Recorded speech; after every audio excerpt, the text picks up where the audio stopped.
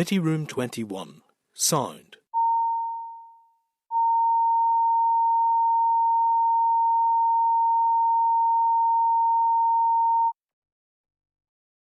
Committee Room 21.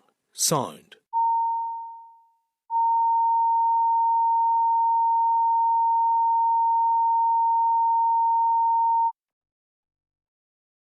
Committee Room 21. Signed.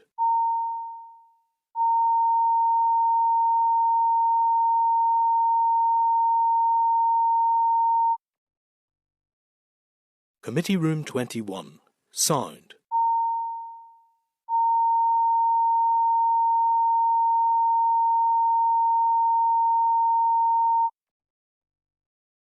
Committee Room 21. Signed.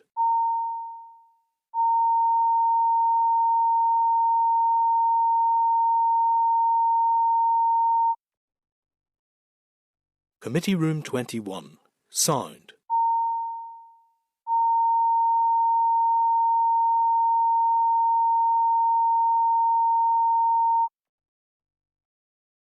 Committee Room 21. Signed.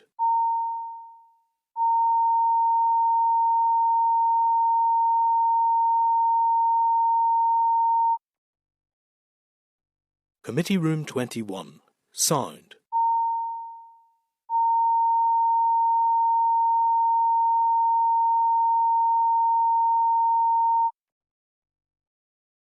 Committee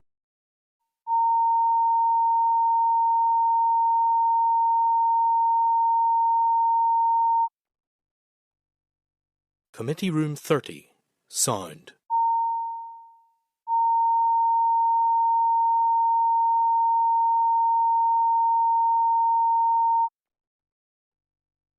Committee Room 30. Signed.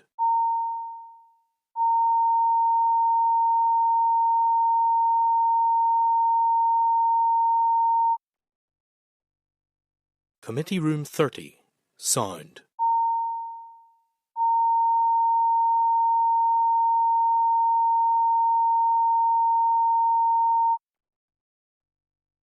Committee Room 30.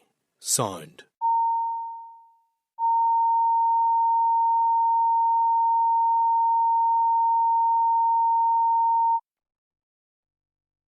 Committee Room 30. Signed.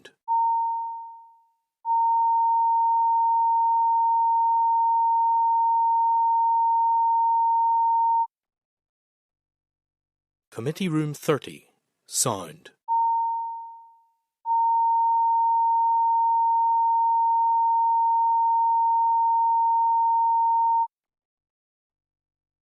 Committee Room 30.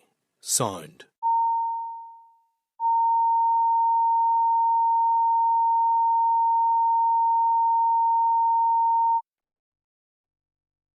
Committee Room 30. Signed.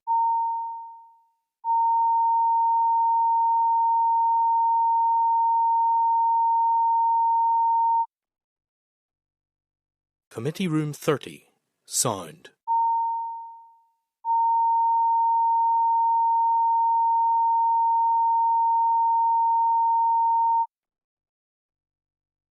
Committee Room 30.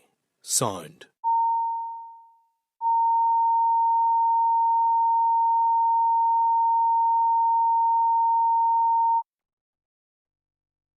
Committee Room 30.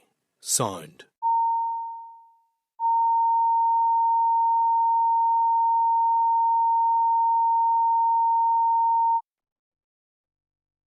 Committee Room 30. Signed.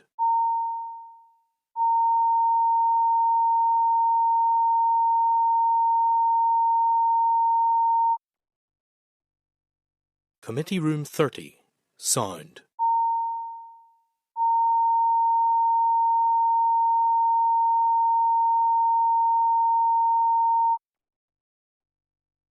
Committee Room 30. Signed.